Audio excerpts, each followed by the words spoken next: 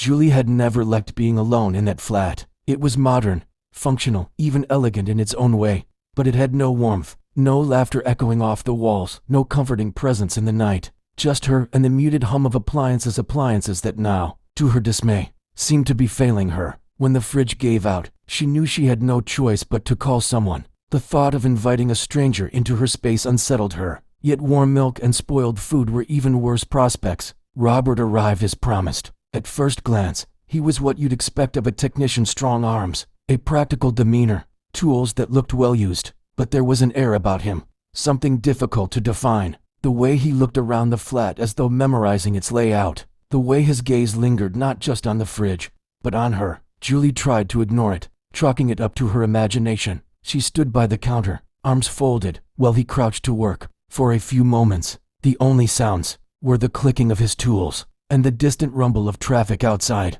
Then came that moment, the moment that unsettled her more than anything else. She bent down to pick up a dishcloth from the floor. As she did, she sensed him, close to close. His chest nearly brushed her back, his hand steadying himself on the fridge door right beside her. She froze, a rush of cold flooding her veins. When she stood, their eyes met. His apology was quick, almost casual, but the look in his eyes lingered. She forced a polite smile and stepped away, desperate to restore space between them. He finished the repair, wiped his hands, and asked for water. That brief touch of fingers when she handed him the glass unsettled her again. It was such a small thing, yet filled with unspoken weight. Robert drained the glass, his gaze never leaving her. Then, with that same half-smile, he said, "Call me if you need anything else." The words echoed in her mind long after he left. For the rest of the evening, Julie couldn't relax. She replayed the encounter again and again. Was she overreacting? Maybe he was just awkward. But deep down, she knew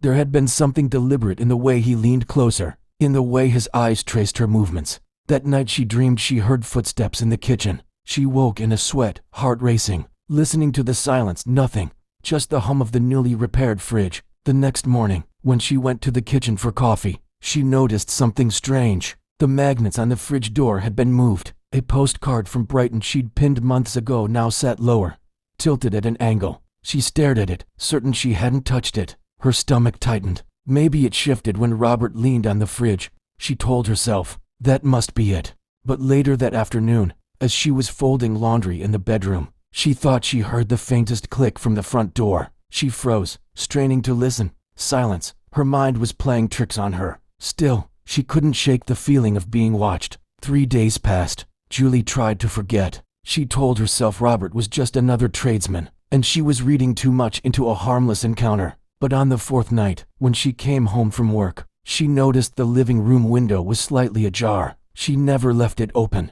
Her pulse raced. She checked every room, every corner of the flat. Nothing seemed disturbed, nothing missing. But she couldn't ignore the dread that settled over her. That night, she double-locked the door. She left the light on in the hallway. Still, sleep wouldn't come. At 2 a.m., her phone buzzed. Unknown number. One message: "Is the fridge still working?" Julie's blood ran cold. She didn't reply. She blocked the number instantly, her hands shaking. The next day, she reported it to the building manager, who promised to check security cameras. But the cameras on her floor had been down all week. By evening, her anxiety was unbearable. Every creak in the flat made her jump. She carried her phone everywhere, ready to call for help. At 10:30, as she was about to lock the bedroom door, she heard it. A faint sound from the kitchen, the scrape of metal on tile. She grabbed a lamp as a weapon and crept down the hallway. The fridge door was open. Her breath caught. Standing beside it was Robert. He looked at her calmly, as though he belonged there.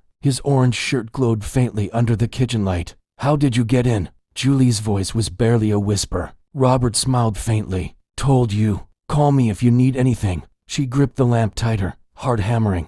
"Get out, or I'll call the police." But Robert didn't move. He tilted his head, studying her. "You don't understand, Julie. This isn't just about a fridge. You were supposed to find something, and you haven't yet." Her skin prickled. "What are you talking about?" He nodded toward the fridge. "Behind the motor. There's something there. Something left by the previous tenant. That's why I came." Julie blinked, confused, trembling. She wanted to run, to scream, but something in his tone, calm, almost urgent, rooted her to the spot. Slowly, she stepped closer, keeping the lamp raised. She crouched, pulling the fridge gently forward. Behind the motor, taped to the back, was a small black envelope. Her hands shook as she tore it free. Inside was a photograph, grainy, old, a picture of a child standing in front of a brick house. On the back, scrawled in faded ink, "For Robert, find her."